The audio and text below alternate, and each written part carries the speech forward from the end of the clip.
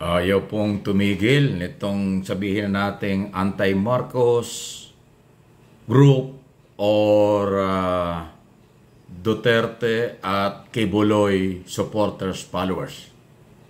Kasama na yung kanilang mga vlogger na nagiging tulay ng kailang mga propagandista or mga fake news at iba pa. Dito ho sa isyu ng kanilang masamang plano na palitan si Pangulong Marcos o siraan si Pangulong Marcos. After 2 years, wala silang katigil-tigil. Ngayon, meron naman silang pinapuputok na balita na people power.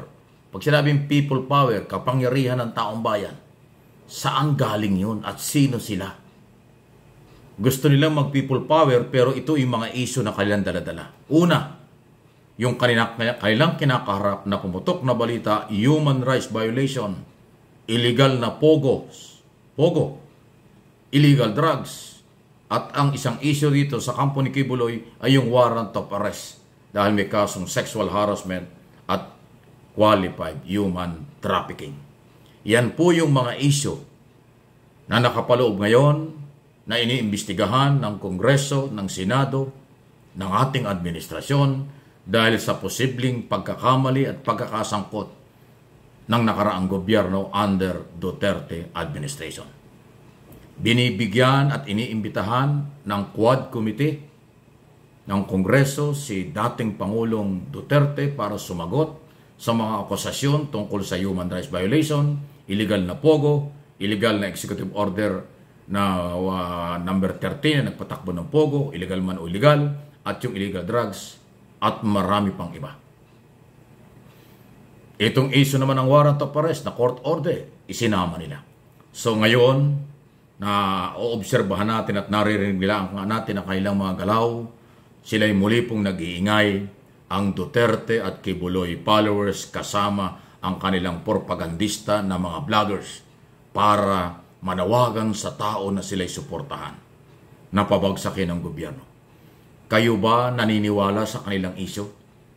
Ito pong isyong ito under investigation na. Itong isyong ito ay hindi pwedeng maging bihikulo para magpalit ng administrasyon dahil nangyari ito sa ilalim ng nakaraang pamahalaan. Na-discover lang ng kasalukuyang gobyerno.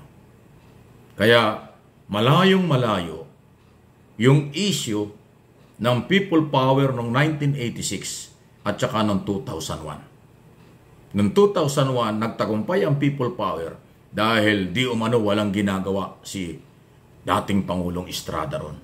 At nagkaisa yung mga politiko na si pagtulong-tulungan tanggalin. Yung 1986, iba naman yon na issue.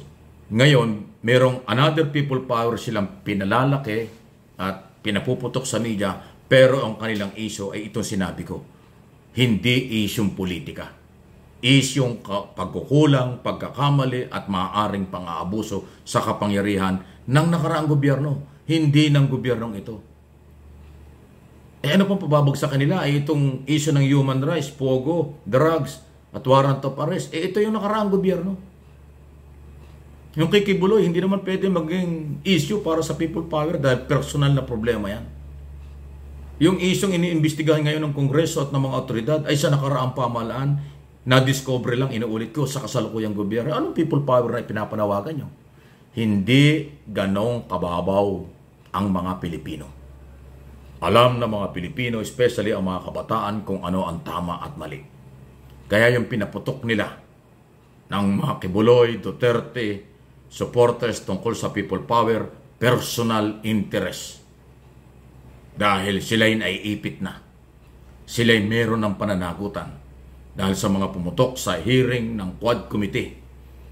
Litaw na nag-uugnayan, nagdugtong-dugtong, human rights violation, illegal pogo na involved mga Chinese national, paano nakapasok ng bansa, illegal drugs na Chinese national din ang nasasangkutan nito, at siyempre yung paglabag sa karapatang pantao na ang maliliit ang nawala.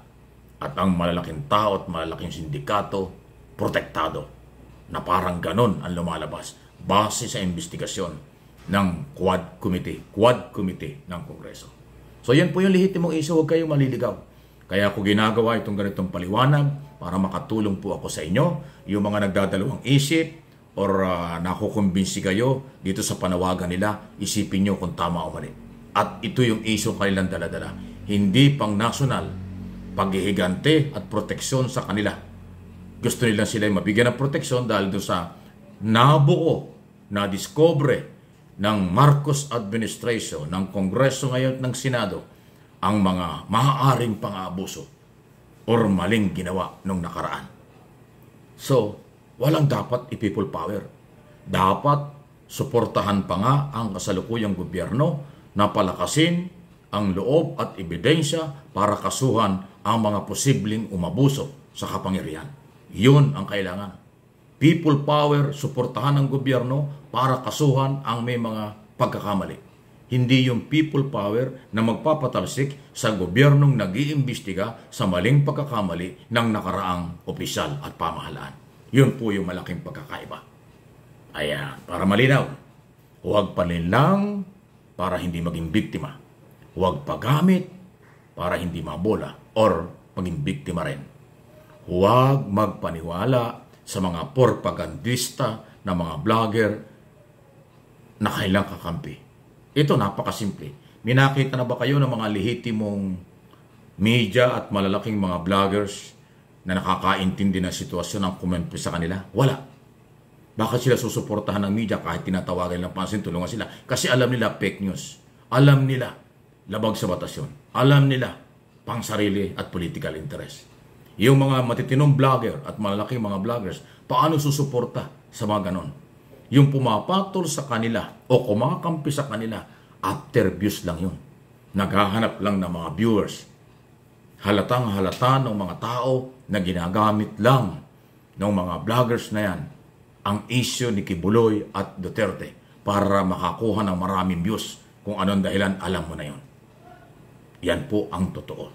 Ako at ang aking mga channel, ibinabalita lang natin, binibigyan ko ng analysis, opinion, interpretation ang kaganapan. Pero ang malasakit ko sa Pangulong Marcos, sa ating batas, sa ating bansa, nandun. Kaya makinig kayo, maniwala kayo sa akin, huwag palinlang para hindi kayo magsisi. Huwag paggamit para hindi kayo magsisi. Kasi pag napagamit kayo at yung nanggamit sa inyo lumabag sa batas, kasama kayo na pwedeng kasuhan. Para walang problema, sumunod sa batas. Maniwala kayo sa sinasabi ko, hindi kayo sasabit.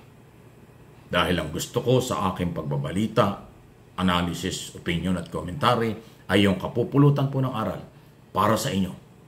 Hindi kayo mapapahamak. Pero pag naniwala kayo sa mga interes ay pagtakpan ng kailang maaaring at kasalukuyang problema, pagkakamali at kasalanan, sasabit din kayo.